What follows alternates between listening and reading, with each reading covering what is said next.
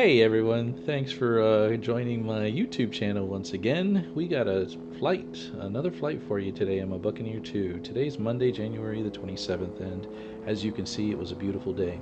Now I want you to pay attention. Here I go. When I go wide open throttle, look at how quickly that tail comes off the ground.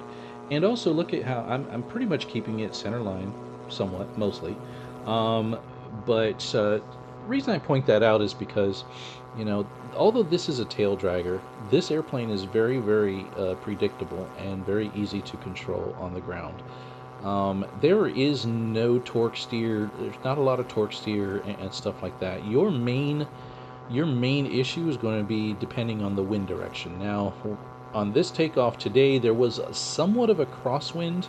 The winds were mostly coming down 23, runway 23, but it was mostly coming from like the side. So it wasn't like a dead head, straight headwind. So it was coming on the side, so it was pushing my tail a little bit a little to the right. So on that takeoff, I did drift a little bit to the right, but no big deal. But for the most part, this airplane really is predictable, and it flies very nice. The tail, with the engine and the horsepower on the engine, I mean, you can see how fast I'm off the ground. Less than 100 feet, this thing's airborne.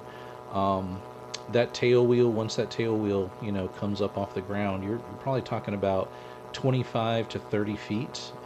That tail is already lifted off the ground, and now you got full control with the rudder. And with the size rudder this thing has, your inputs that are required are very minimal. You don't need large, you don't need to overcorrect. So if you start pushing on the pedals a lot, it's very possible you can overcorrect and lose control. You don't need that with this airplane. It's very easy to maintain straight and center.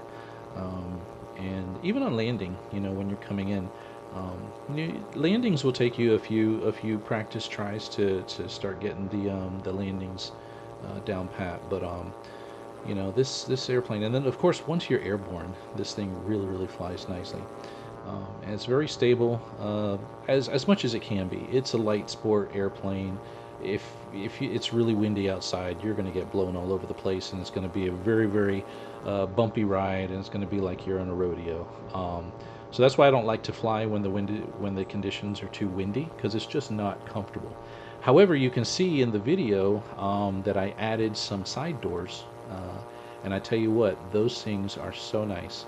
I wish I would have done it years ago, back when I first got it, because I didn't realize how nice they were until just today. I installed them over the weekend, and there is absolutely zero crosswind hitting you now. There's no wind in the cockpit, and it makes it so much nicer, so much more comfortable, and it's a lot better when it comes to the comms on the radio. Another thing I also found out too, I pulled out the manual for the radio, and I found the noise cancellation features of the radio.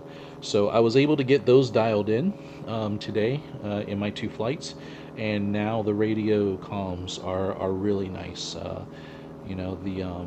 The tower can hear me loud and clear without a whole lot of engine noise in the background. And even more so, I can hear the tower crystal clear without any issues. So that is really nice too. It makes for a much more comfortable and obviously a safe flight, and less troublesome. But yeah, here we are coming in. This is my first flight coming in on landing on 2-3. Basically both flights today, I just did a go around, or not a go around, but just a single lap in the pattern. So slowly, I bleed off the throttle to bleed airspeed. You can see that I still bounced it a little bit on that one, one bounce, but wasn't bad. And typically I try and lay off the throttle as soon as I touch down.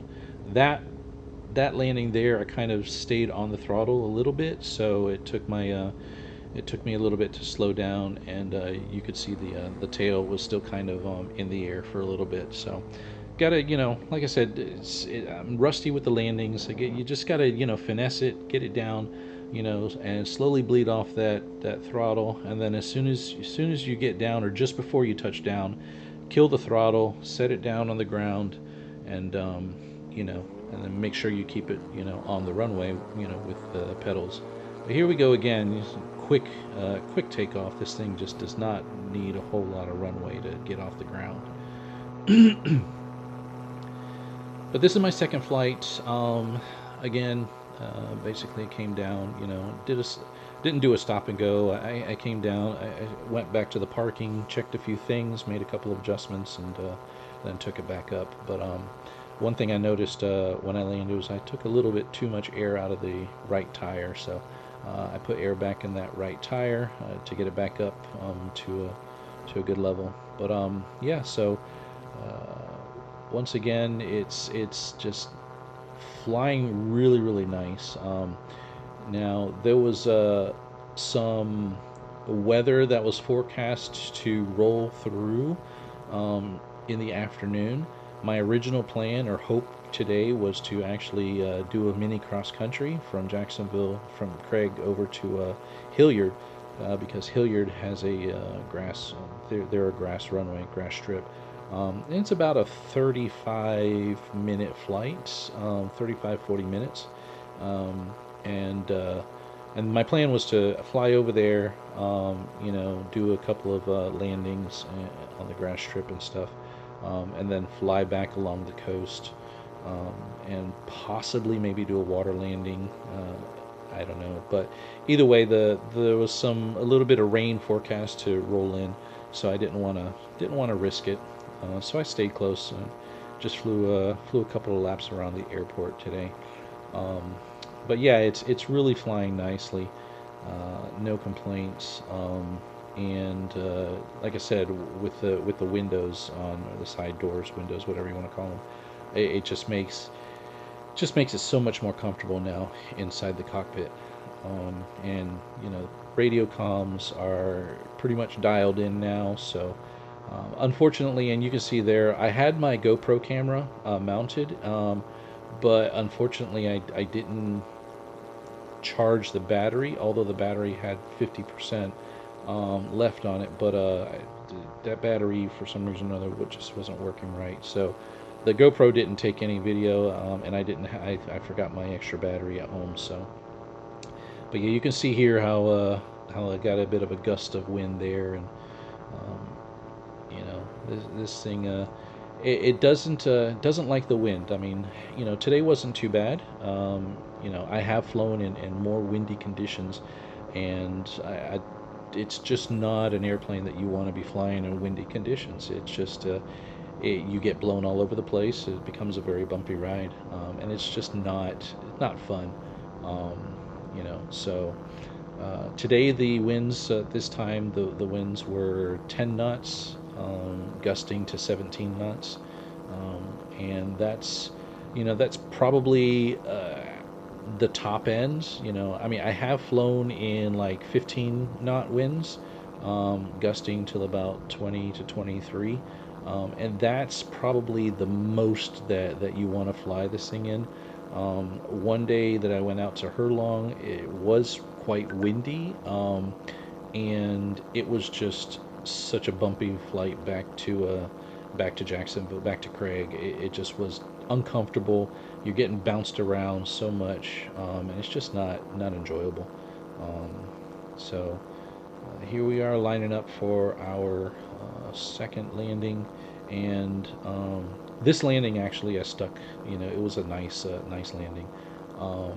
It was probably, I would have to say, this was my best landing yet since I've been flying it after the rebuild. So it just takes practice, and the more difficult part is landing on the concrete, on the pavement. On the grass, grass is so forgiving and everything. You just stick a landing easily on the grass, but on the pavement it requires a little bit more finesse and getting it right down. But just slowly bleed off the throttle, bleed off your speed. Uh, get it there. Just don't let it plop down on the runway. But you see right there, I got it down, and tail is down, and don't need any brakes or anything. But one thing you'll also notice too is you don't need a lot of runway to land this thing either. I mean, look at how far I still gotta go to my before I hit the taxiway. So yeah, it's very quick. Once I mean, you don't need a whole lot of runway, and if it was on grass, it would be even shorter. But yeah, so that's the video for today. I hope y'all enjoy it, and I tell you, whoever ends up with this airplane is really gonna have fun, and they're really gonna enjoy it. I've loved every bit of it.